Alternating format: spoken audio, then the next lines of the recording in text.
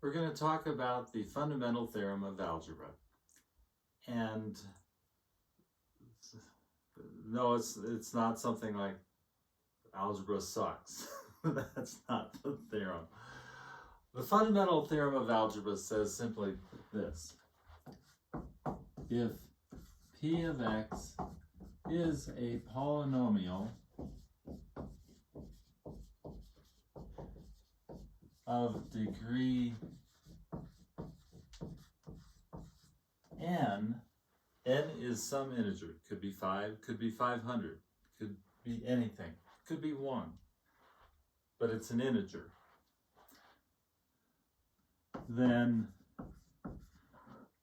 there is at least one root or 0 for p of x and your book talks about it has to be in the complex numbers. I want to explain to you that 2 is a complex number. 2 is a complex number because I can add to it the 0i. That makes it a complex number. So anything that you're used to in real numbers, integers,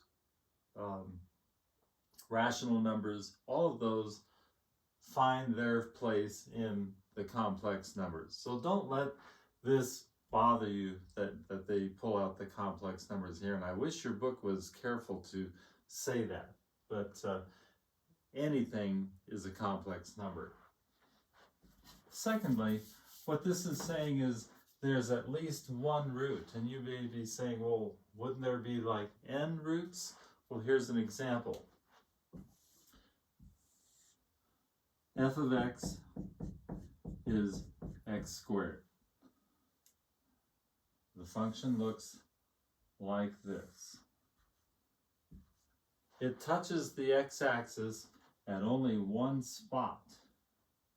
Even though my degree is 2, it only gives me one place where it crosses the x-axis at 0. So this has one root, and that's at 0, 0. Another example would be x to the 4th. No, let's do x cubed. X cubed, it's a cubic, and it goes through the x-axis right there and then continues up like this. And it only crosses right there. You would think degree 3, well, it should cross. Same with x to the 5th. X to the 5th is really only a little bit flatter, but it does this same sort of thing. It only crosses at one point. You may think, oh, it looks like it's crossing at a whole bunch of points. Oh, that's just because of the way I drew it. But it really is just crossing at one.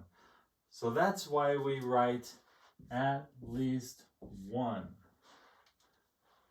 It'll cross the x-axis at one point, or it won't cross the x-axis, but it'll still have roots. Here's an example of that. And you're saying, how can it not cross the x-axis but still have roots? Here we have x squared plus x plus 5. If I graph this, all I know is it crosses the y-axis, or yeah, right there at 5 when x is 0.